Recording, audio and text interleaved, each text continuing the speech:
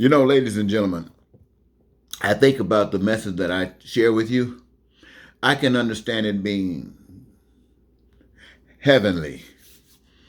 I can understand it clearly.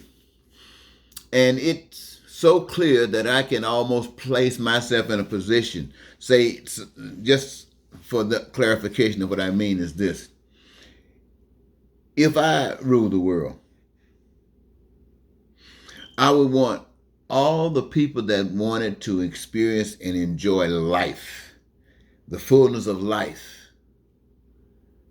I would want them to have that opportunity to experience and enjoy life. And all of the people who wanted other than, I would want them to experience other than. Operating under the same basic principles that are given to everyone. Put here, you can have your choice, either or. And it is your choice. And it's like choosing where you really want to be. If you had to be someplace forever, where would you really want to be? Would you want to be in what we call heavenly, under the divine plan? What I mean by divine plan is that plan which sets up to produce that. And the other would be any other thing, wherever it comes from, because you should reap what you sow. Now, I can see that going along with that. And when we are here to make choice, we recognize that there's a situation, especially in our time, where we haven't heard too much about anything but what is common, what we call normal. It's messed up, truly messed up, but we accept that as being messed up. And we talk about doing better. And time passed, we really don't have any true understanding or persuasion to do better. So we don't do better. But the message, the truth is, as I can see it, you still have choice. And it's all about, if you want to represent heavenliness, if you want to represent that kind of love and that kind of understanding, then you cannot experience that here. So you got a situation that you got to deal with one or two ways. Either you got to change this way, this place here. You have to change America, change the conditions here to accommodate the heavenliness. Or you're going to have to try so hard, and they want to keep this so hard, too, so badly, until they will kill you. And you will make a choice whether you're willing to die or live here in it. That's the choice that's put between every person on earth. If you make that choice, you put before that. There's other choice that you might make. It might have you being racist, may have you under a second-class citizen, might have you going to war, might have you living in poverty, might have you doing all kinds of things. That's that world.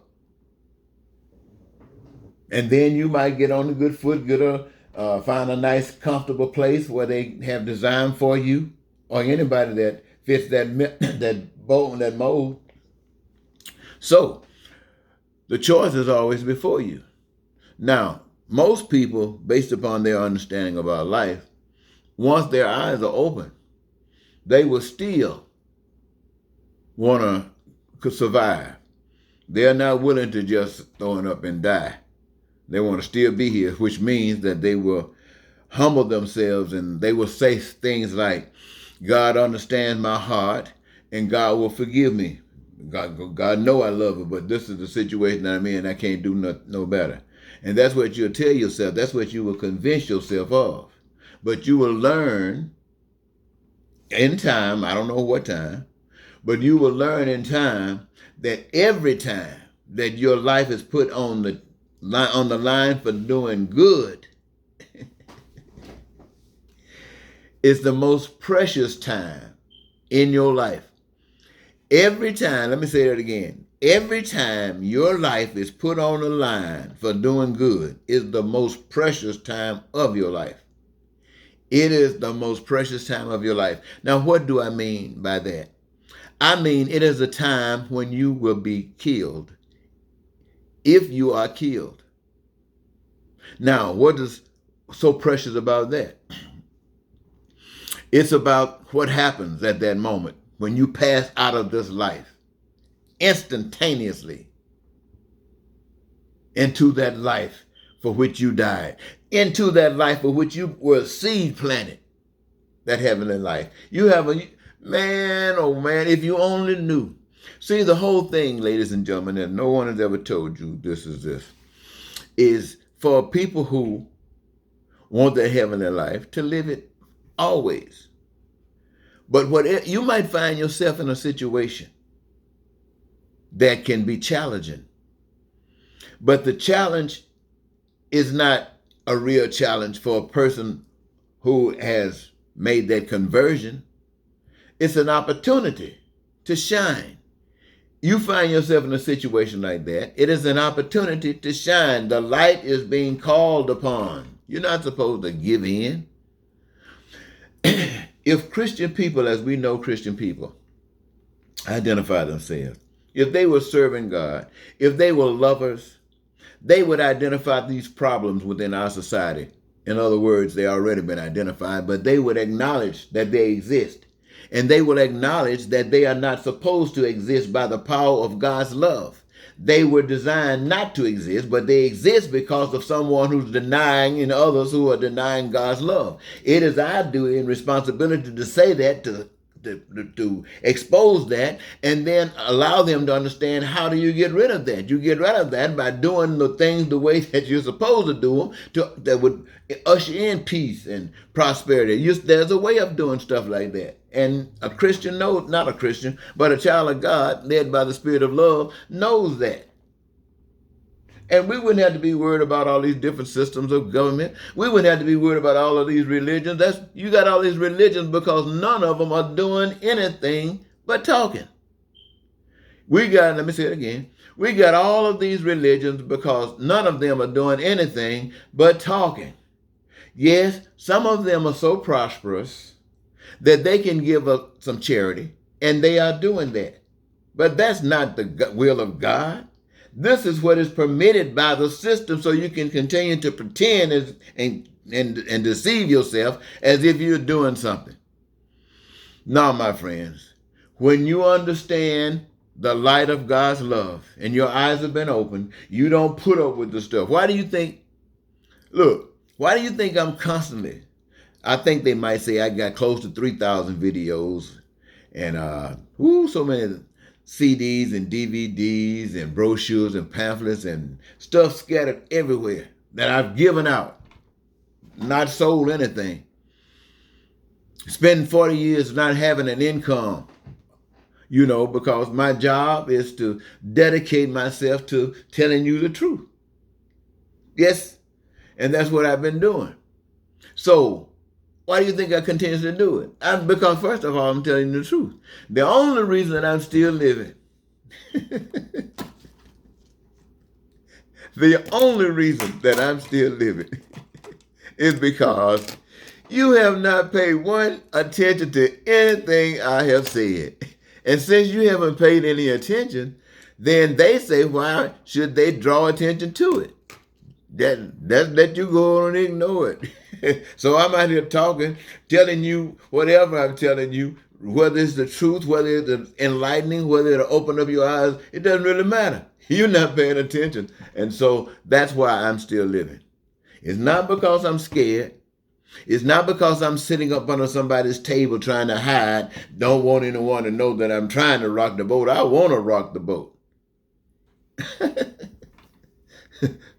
But I'm still here because you couldn't care less. Anyway, I just thought I'd let you know, ladies and gentlemen, that I can see this thing happening. You see, after people have made their choice, they don't want to make that move straight to heavenliness and going the godly kind of way. Once they make that move, then they have made the choice the other way, right? But now the God that I understand, and even me, if I rule the world, I wouldn't want to burn you up in fire. I wouldn't want to have you burning for the rest of your life, pain and screaming, he can't ever stop it. No, I wouldn't want to do that. And there's no way I believe any God of love would want to do that to you. Might? I don't believe it. I don't know, but I don't believe it. You'll never catch me saying that God would do that to you.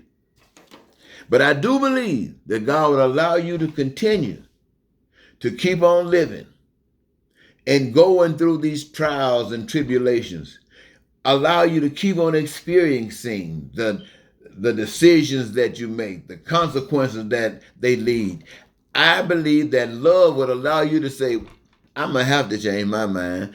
Even the prodigal son went through all kinds of stuff, but finally changed his mind. So as far as I'm concerned, all of those who are rejecting God's way of life are nothing but prodigal children, waiting, thinking that the answer is at the end of the rainbow. It's like smoking crack. After you had that first hit, you can never get that feeling again, but you smoke your way to heaven.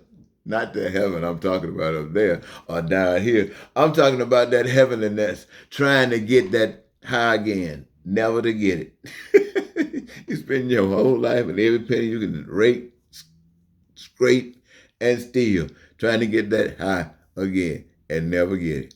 So, when that time comes and you recognize it, like that prodigal son, you'll turn around and say, I'm going back. There is no other winner. I got to go back.